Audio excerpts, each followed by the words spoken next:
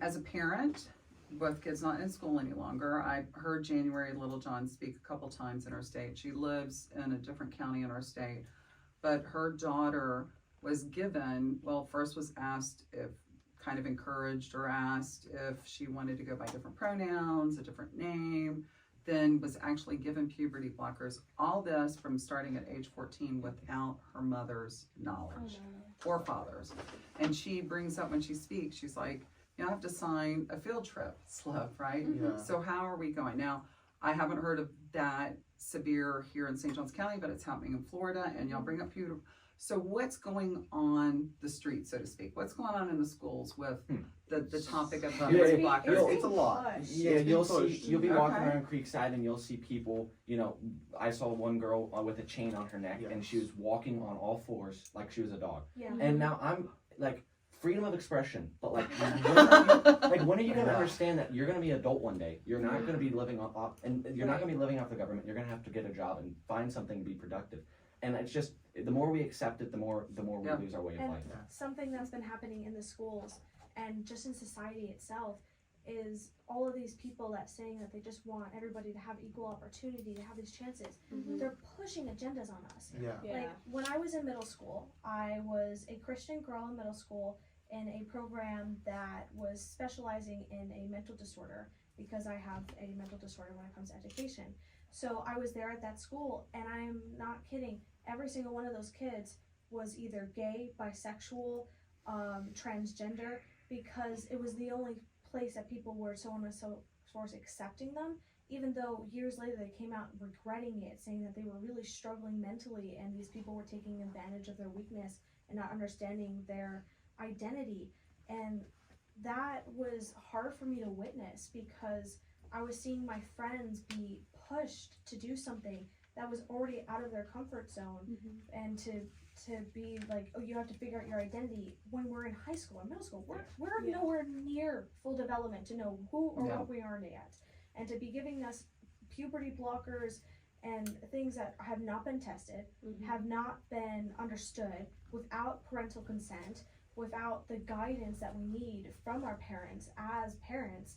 It's dangerous, it's risky, it's life-taking, and why are the percentages about people that regret transitioning not being shown? Like 25% of people that transition regret transitioning. And that's only within the last few years. We don't have all the stats. We are the guinea pigs. Where's the pushing coming from? Other students? I think it's mainly society. I think mainly it's the I think it's from those like above you. I mean, as a kid, Social It's a political shift almost. It's a common argument that's made in this, and it makes sense. I mean, think about it. When we were kids, I'm sure we had different aspirations than we do now. I wanted to be an astronaut. Yeah. I don't want anything to do with that nowadays, but that's because my parents were like, oh, look, space is cool. I was like, wow, space is cool. I want to do this. And I think it's, if parents are pushing this, I think it's great for you to love who you want to love. Yeah. That's an innate sense. Sure. Like, love is an internal thing. Nobody can tell you who you want to love. We frown upon child marriages in the Middle East. That's parents pushing you who to love. In this situation, are they not forcing you to change who you love and change who you are? Why are we not calling that out? Especially with the age group that we're in, where our brains are still developing. We're in a place where we want to find out what we want to find out, and there's a place of discovering when we have adults and teachers and just influencers in our lives that are telling us certain things to do. Children are going to do that, and we are going to take that influence, and we're going to do that just because we're at the age group where that happens.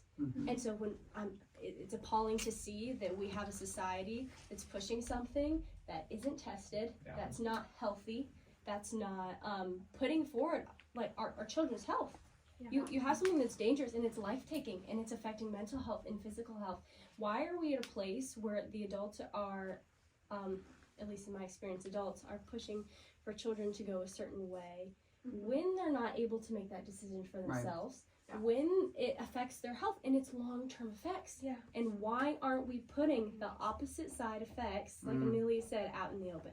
It's disgusting, and I think a lot of it, and we're going to touch on this later, but I think a lot of it is because the United States is becoming less and less religious. We're more so moving away from God, and I think that kind of establishes a moral compass on kind of like where you establish policies and like where you go about whether it be puberty blockers or alcohol or drugs, it kind of establishes like, well, this is a correct age.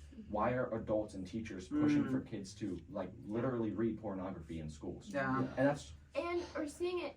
I feel like the generation that came before us and the adults don't care about us. Yeah.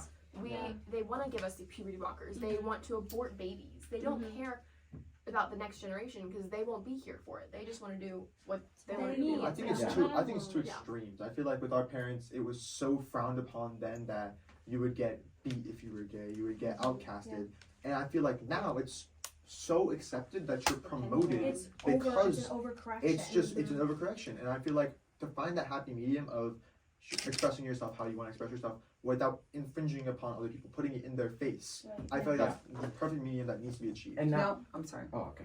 No, in the schools, are you guys seeing furries in the Yeah. class? Yes. Yes. Some lady. You know, That was unanimous.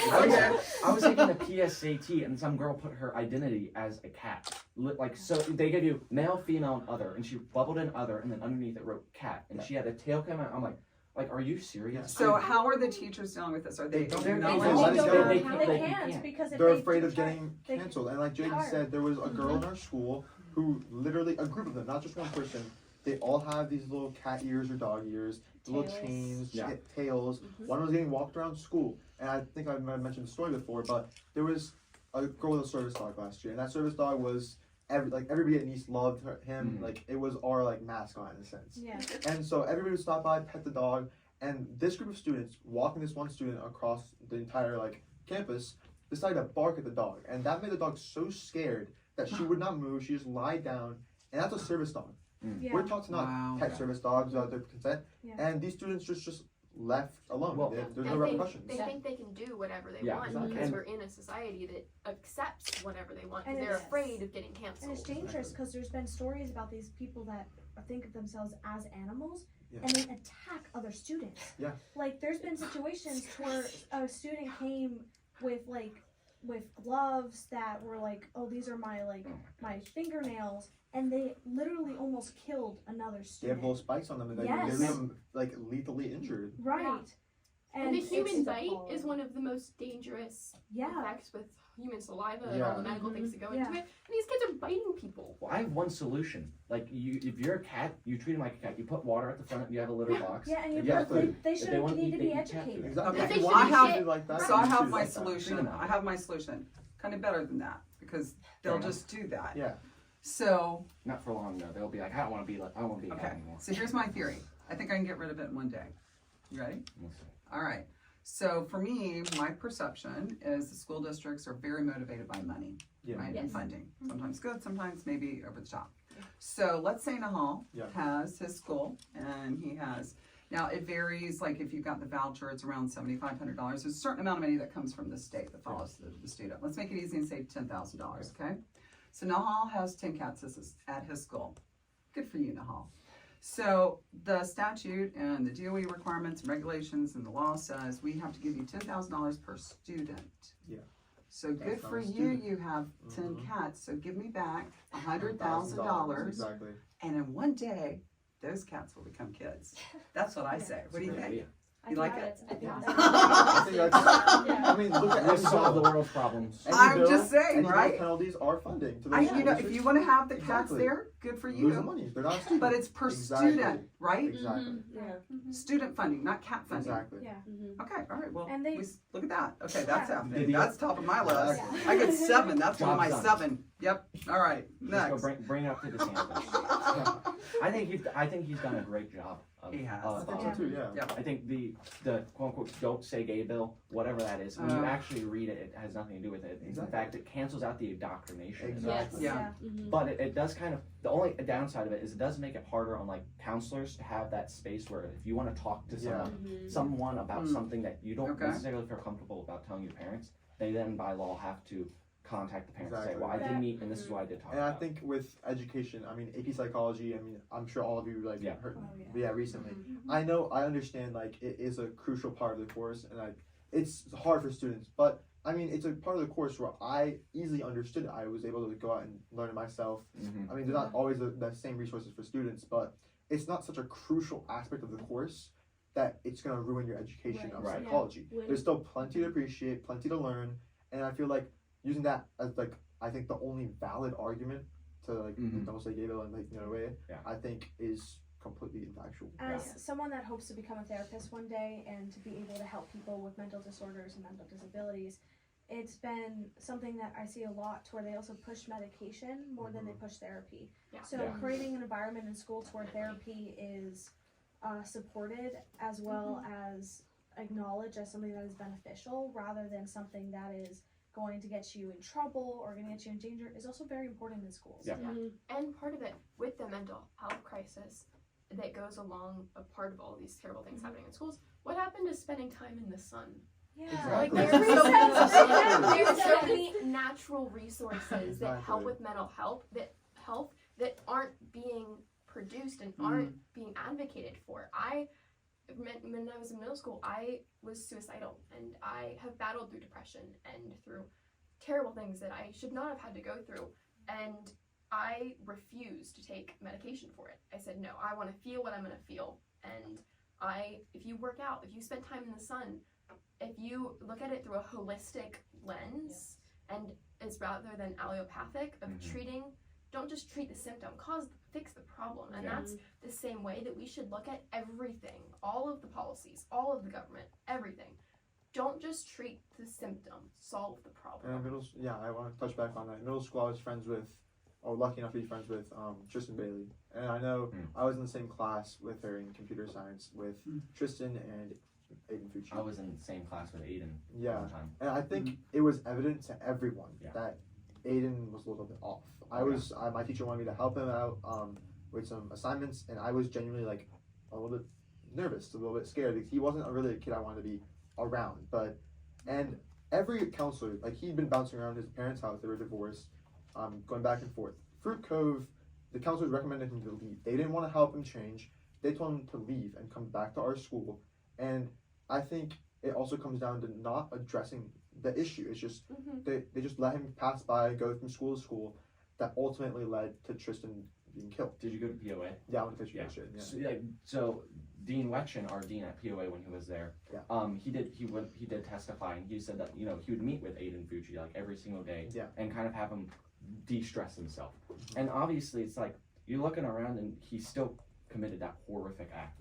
And it's so I like what Tatum said was treating the problem, treating it and to find the solution.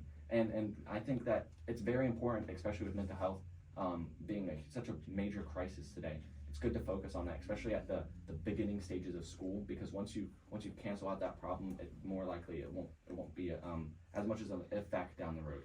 So I think too, and when we got out of the schools, parent involvement out of the schools, and discipline out of the schools, that's when everything went down the toilet. Oh, yeah. So on the discipline part, and we're going to circle back more specifically on teachers, but in this situation, we have taken away Saturday detentions because it's not fair, and we've taken away honors programs, and we've dress code, that's a joke. I mean, That you does guys not are going exist. in pajamas and athletic bras, and that's somehow Or a just dress code.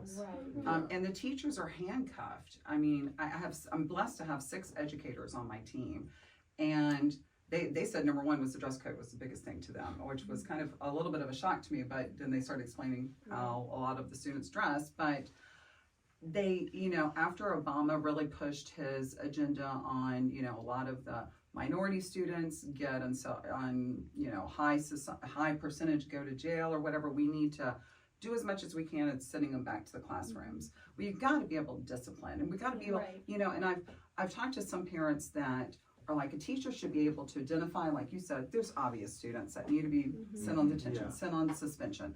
And also, I've heard, some parents just don't care. Well, you know what? If we brought back Saturday detention, they sure would care, right? We have to have a discipline edge. I mean, it's crazy. I would never, you could not pay me enough money to be a teacher. I don't know how they're superheroes, honestly. Yeah, the programs that were put in place for teachers have been slowly getting worse and worse. Yeah. Like the No Student Left Behind is leaving behind every student. Exactly. Because as someone with a mental disorder, with a disability, the No Student Left Behind I'm one of the most left behind students in the class because I'm with a ton of other students that have similar issues with me or have no issues compared to me. So there's no difference. It's either I'm getting helped or I'm not getting helped at all. And so the no student left behind is leaving behind every student, and is also making it so much harder on the teachers that actually love and care for the teachers. Exactly. I've had amazing teachers. My disorder is specific with language, and I struggle with speech and English, and my English teachers have been so amazing and have cared for me so much, but they do not have the resources to be able to provide me with those needs. And then those students that are excelling and are geniuses and are like the philosophers of our day and age are being stuck with these students that are in 3 levels lower than them, and they're not getting the needs. Teachers are forced to teach to the bottom 20%. That's Yeah. the statistics. They have to cater they have to help bring up the bottom of the class. And the bottom of the class, they need that help. But that leaves the people who are thriving to just sit and have to force them to sit in a class where they're not learning anything. Exactly. It's Where they detrimental can't to excel. both, and I feel like it also comes down to class size. Mm. It's every student needs to have some sort of individual time with a teacher. There's no way. I don't care what learning style you have. You can sit there and love a lecture, but to connect to the teacher and connect the material, you need to have some individual instruction or individual time with that teacher to get to know them. And I mean, with class sizes now, with our new chemistry teacher, she has more classes, and now one of our classes will be about 38 students. Oh my God. And chemistry, I personally, for me, it's a fun class, but one of the most challenging sciences I've ever taken in my life. I have another question too. So I can't believe I have to say this every time I go out and campaign. Boys should not play girls' sports. Boys should not use the girls' restroom. And we should not have pornography on our media school shelves. And I have to say that even in St. Johns County.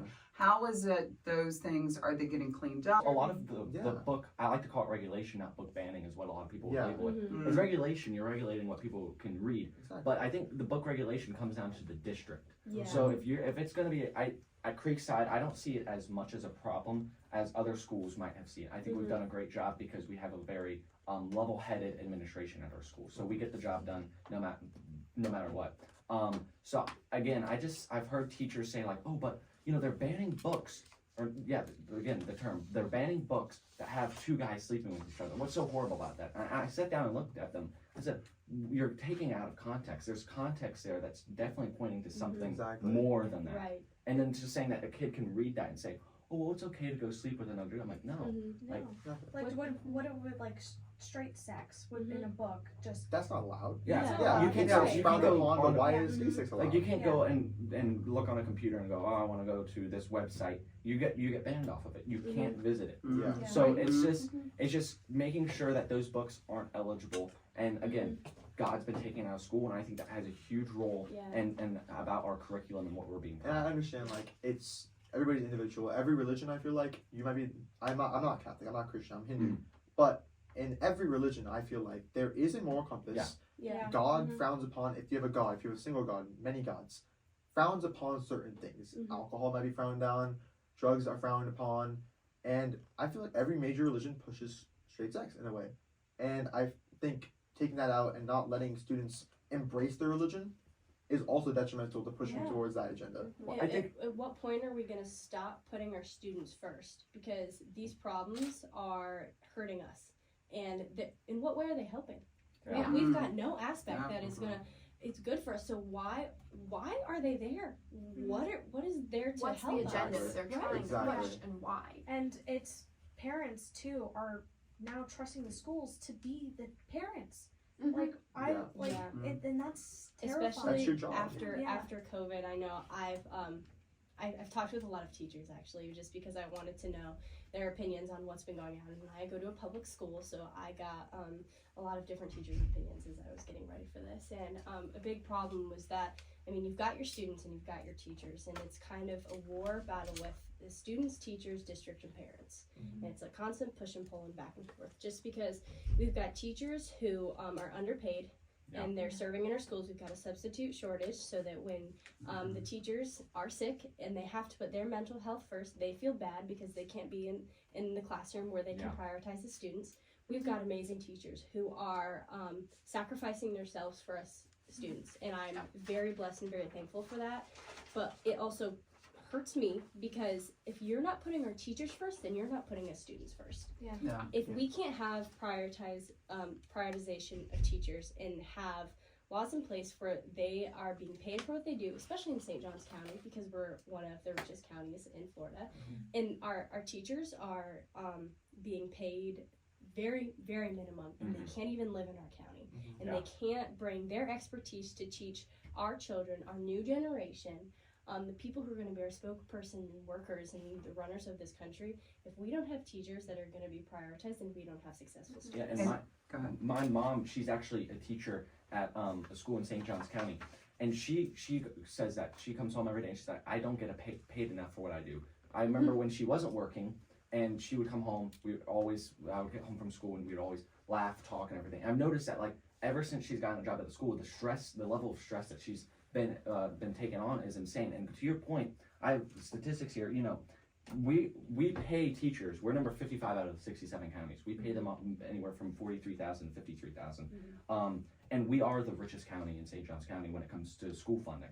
And so the question is like, what can we do to make sure that the teachers are more comfortable in wanting to go teach? Like they're enthusiased to come teach their students and make sure that they become successful, and they kind of get that push. And I have one more And thing. to Amelia's point, that if our teachers are being expected by parents to be the parent, then that's not their job. That's not what they're meant to do. They're supposed to teach, and the parents are supposed to go home and parent. And if we are expecting teachers to be the parent, they should be able to discipline. And that's, if you're going to be a parent, you discipline your kid, because that's how they get better. That's how they learn. Kids And- need discipline. Yeah. We can bring that back. What if teachers, instead of, even if detention isn't always working, go out volunteer, go on the side of the road and pick up trash. Like that's how we teach juvenile inmates how to be better citizens and how to learn from their mistakes. How come we don't do that for detention for high school students? And I fully support having our tutors paid more. They need to be paid more. But it's interesting, the 6 educators I have on my team, they're like, yes, of course, it'd be nice to have more pay. But they tell me that most teachers come into this field because it's their passion, right? Because it's not that their perspective, again, we need to pay them more, period. But it's still why this big exodus is going is because they're handcuffed on everything we're talking about. One example I got told by a parent, St. Augustine High School, the Furries, so some cat in a hat. So one of the other students, you know, you're not allowed to wear ball caps to class, right? So one of the other young students, he goes, hey, how come, you know, Mo there can wear her cat in a hat and I can't wear my ball cap? That was full coverage now to get them to pull the hat off, right? So what do? They changed their policy that everybody can wear hats. Wow. And we're not supporting them that way, and I think that is just as important as the pay, right? And another example of that is we have Spirit Week at a school. I'm sure everyone does. And so we had one time the presidents of a certain class get to pick what Spirit Week is, and we had America Week. So we had everyone was wearing American flag capes, and they said no, you can't wear American flag capes. So they took it off. And the next day, I remember seeing some girl running around with a non-binary flag cape. I'm like, exactly. So I went up to my dean. I was like, can you please ask them to pull it off? I'm like, why can't we have American and yet you have the double standard?